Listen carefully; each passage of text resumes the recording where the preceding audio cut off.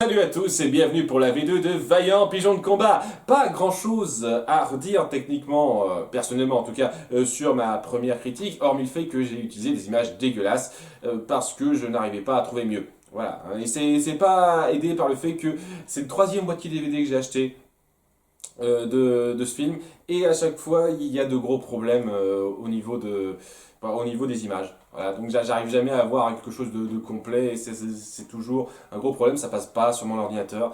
Voilà. Donc ouais, j'ai l'impression que soit c'est moi qui ai pas de bol du tout, soit ça a été gravé un peu avec le cul ces DVD là. Néanmoins, c'était assez important que je refasse ça avec des images convenables, contrairement à la première fois. Donc il va pas y avoir beaucoup de changements puisque ce sera très majoritairement les vieilles images que j'ai déjà enregistrées. Mais vous aurez une meilleure qualité d'image pour le film. Donc profitez bien, c'est parti pour la V2.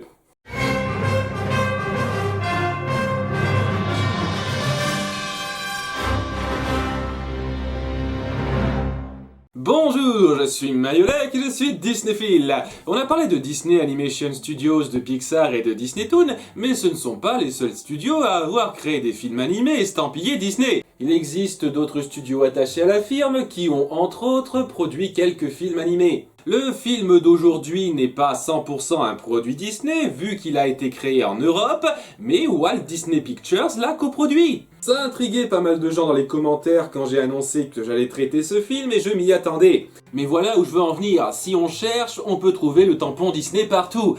Et c'est pas ce que j'avais en tête quand j'ai dit que je traiterais tous leurs films animés. Dans l'absolu, Disney n'est qu'une gigantesque société de production qui a apposé son nom sur tout un tas de trucs. Ce n'est pas le Disney que j'ai en tête. J'ai en tête le Disney créateur de rêves animés qui m'ont marqué enfant et qui continuent de me marquer adulte. Je n'ai pas créé cette chaîne pour me forcer à traiter tout ce qui contient des images animées et qui portent leur marque déposée. C'est pour ça qu'avec cette vidéo, j'aimerais être clair une bonne fois pour toutes, je m'octroie le droit de ne pas traiter un film animé Disney si l'envie m'en prend et s'il sort du cadre des 3 studios que j'ai cités au début de la vidéo. On peut facilement jouer à trouver les liens et à connecter la firme avec des tas d'autres films animés, mais ce n'est pas ce qui m'intéresse. Je veux parler des 3 studios qui représentent l'esprit Disney pour moi. Un esprit très certainement guidé par des directives de production, mais mine de rien, c'est ce qui me parle sincèrement. Si je traite ce film, c'est pour vous montrer jusqu'où on peut aller avec juste le nom Disney, et jusqu'où je ne serai pas prêt à aller la plupart du temps. Quoi qu'il en soit, nous allons voir ce qui se passe quand Disney ne fait que remplir un chèque. En avant pour Vaillant Pigeon de Combat. Tenez bon les gars, on y est presque. Après une intro pas trop mal fichue, on montre une vidéo de propagande de la Seconde Guerre pour les oiseaux. Vous pouviez pas refaire le plan ? Ou bien c'était ça la meilleure prise? C'est une parodie de clip de propagande de l'armée assez réussi, jusqu'à la représentation de la mentalité de l'époque. Voilà ce que j'appelle un joli corps expéditionnaire. Voilà ce que j'appelle une représentation des grands. Et pendant qu'on joue au billard avec des escargots, ce qui n'a aucun sens, leurs coquilles ne roulent pas bien et ils sont encore dedans, on découvre notre héros vaillant qui veut rejoindre l'armée, doublé par Ramzy Bedia. Je pourrais être l'une de ces braves recrues qui prennent part au combat mené pour la liberté. Qui n'est pas trop fait pour être doubleur. Il joue le personnage de façon un peu trop plate. Quelqu'un comme Laurent Deutsch aurait bien mieux correspondu au rôle. Cela dit, ça n'aurait rien changé au fait que Vaillant est ultra générique. Il n'a aucune histoire personnelle pour l'étayer, sa seule motivation est de vouloir se montrer brave, sans rien pour instaurer ça. C'est juste le brave gars gentil. En un sens, le doublage plat de Ramzy est bien choisi. Les oiseaux de l'armée paradent dans le coin 30 secondes après la diffusion de leur vidéo d'enrôlement. Ils ont le sens du timing en étant menés par le commandant Courage. Il y aura toujours de la place parmi nous pour quelques vaillants soldats. Ça tombe bien, c'est mon nom. On découvre les méchants de l'histoire, les faucons, parce que les faucons sont toujours des trous-ducs dans les films qui ont un accent allemand stéréotypé. Nous avons les moyens de vous faire parler. Cliché combo. Vous ne mangez pas vos prisonniers de guerre au moins. Je suis végétarien. Un végétarien qui porte une cape en cuir. Qu'est-ce qui te dit que c'est du cuir véritable?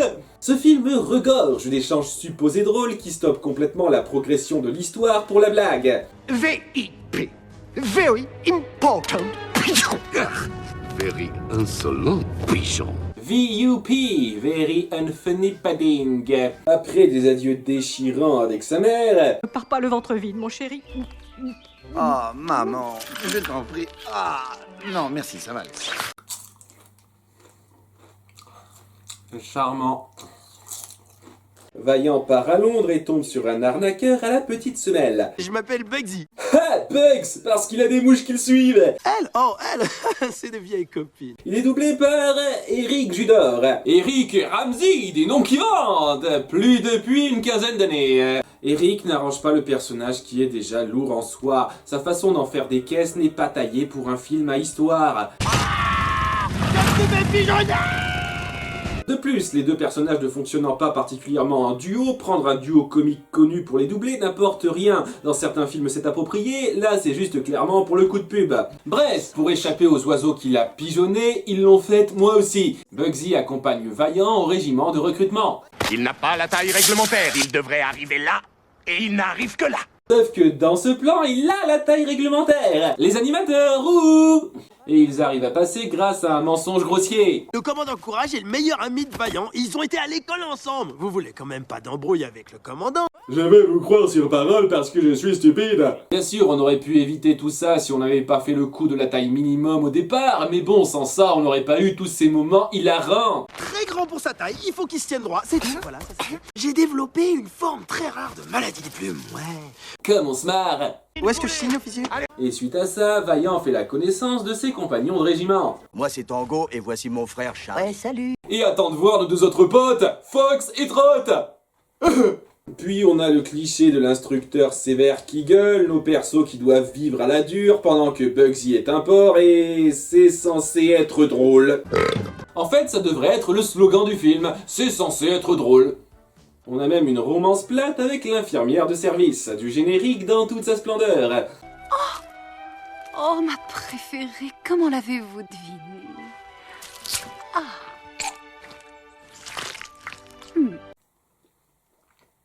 Je préfère les jonquilles au tournesol. Et pendant tout ça, les faucons torturent leurs prisonniers avec du yodel.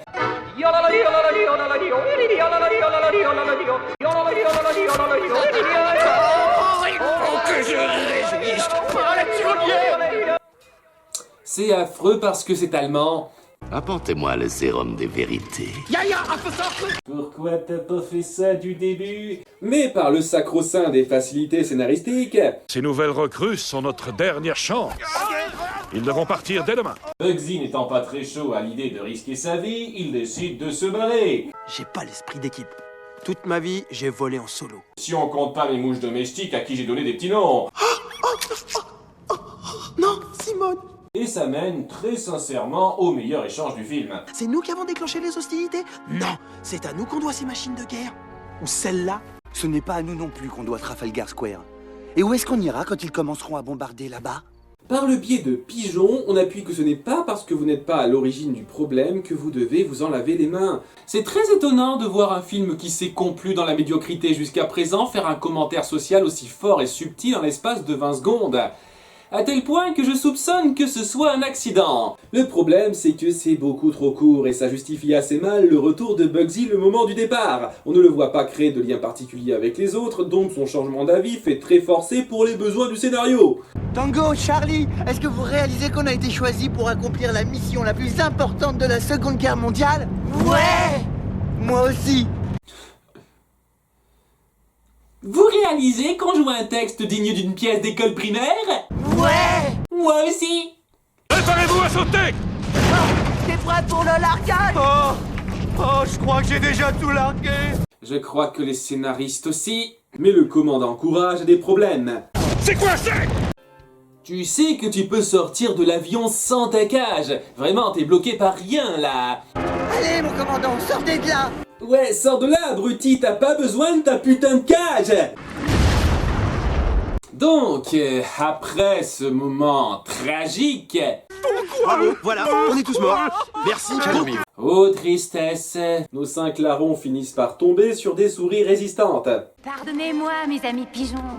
Vous êtes le RHPS, n'est-ce pas? Pour vous servir. Résistance française. Division des souris. Est-ce que toutes les Françaises d'avant les années 50 étaient censées avoir la voix d'Arletty? Atmosphère! Atmosphère! Est-ce que j'ai une gueule d'atmosphère? Vous connaissez la France? Ah, un tout petit peu. Ah, moi, je connais le French Cancan. Ta ta, ta ta ta ta ta. Oh, ces petites gambettes. Arrête un peu. Film pour enfants! Est-ce qu'il y a des oiseaux qui dansent le French Cancan ou bien ils viennent fantasmer sur des humaines là? Chez nous, nous avons pour tradition de... Rompre le pain. et de couper le fromage.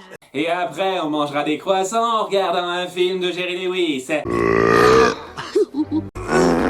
Oh, pardon. Ce personnage est dégueu, n'est-ce pas hilarant? Mais ils se font vite repérer par les faucons et s'ensuit une course-poursuite.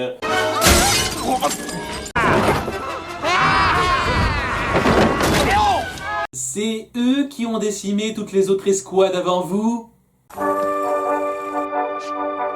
Cette chanson n'existera pas avant 1960. Bugsy prend un message pour Londres, mais ne tarde pas à se faire capturer par l'ennemi, qui laisse Vaillant tranquille après ça. Une chance pour lui qu'il ait pris celui qui a le message au pif. Qu'est-ce qui vous ferait plaisir? Les cartes, on peut jouer aux cartes par exemple. Ou au jeu du galet. Oh, j'ai une jolie voix aussi.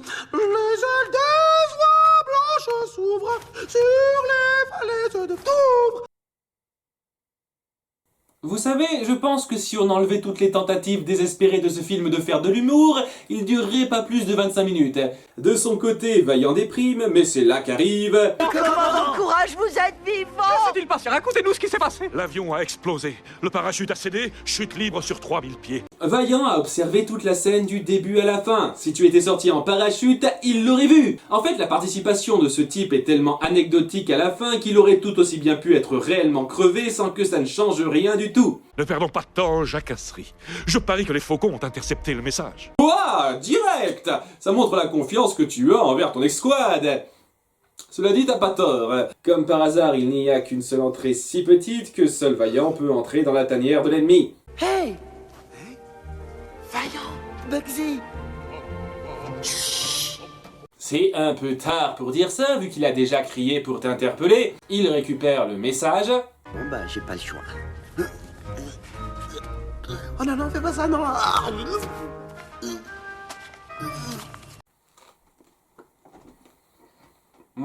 Tu sais que ton pote a une boîte sur lui. Le disage dit rien. Moi qui pensais avoir déjà tout vu. Ils s'échappent tous de là et tout le monde décide d'occuper les faucons pour que Vaillant amène le message à Londres. J'espère que je vais y arriver. Je crois que je vais y arriver. Je vais y arriver. Mon Dieu, quelle conviction dans ta voix, j'en ai des frissons.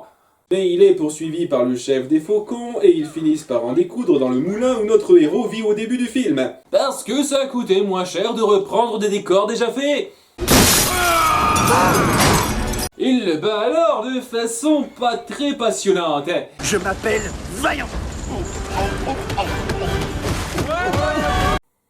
En termes de fin de grand méchant, je dirais qu'on atteint le niveau Sarouche. Je chante aussi dans les mariages!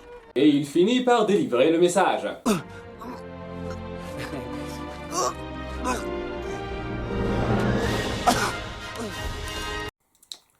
Ça aurait pu être pire, il aurait pu le faire sortir par un autre endroit. Et le message est totalement illisible maintenant. Tout ça n'aura été pour rien, dommage. Messieurs, changement de stratégie. Le débarquement aura lieu en Normandie. Nous débarquerons en Normandie. Et voilà l'histoire derrière la libération de notre pays. Piou! Les femmes se jettent aux bras de nos héros comme ça parce que c'est bien connu que toutes les filles étaient faciles à l'époque. À moins que ce soit seulement les pigeonnes. Et on a un très joli fait historique de fin qui malgré ça ne convaincra personne qu'on vient d'assister à un chef-d'œuvre. En fait, je crois que c'est de là qu'est né le film. L'un des créateurs a dû faire « Vous saviez que des pigeons ont été décorés durant la Seconde Guerre? Je vous parie qu'on peut pondre un film autour de ça !» Nous ne voyons pas d'autre explication. C'est le prototype du film de commande pour gamins et cervelés. Les persos sont clichés et inintéressants, le scénario est bateau et les blagues sont peu inspirées et envahissantes. Il y a 2-3 scènes sympathiques ci et là, quelques phases d'action pas trop mal et en dehors de certaines blagues, je n'ai rien trouvé d'horripilant non plus, mais c'est à juste titre que ce film n'est pas entré dans les mémoires. C'est un film qui laisse peu de marques, contrairement au prochain qu'on va traiter qui va vous rendre sauvage. Et pas dans le bon sens du terme. C'était Mayolek, et n'oubliez pas d'être Disneyphile. Payer, balayer, oublier, je me fous.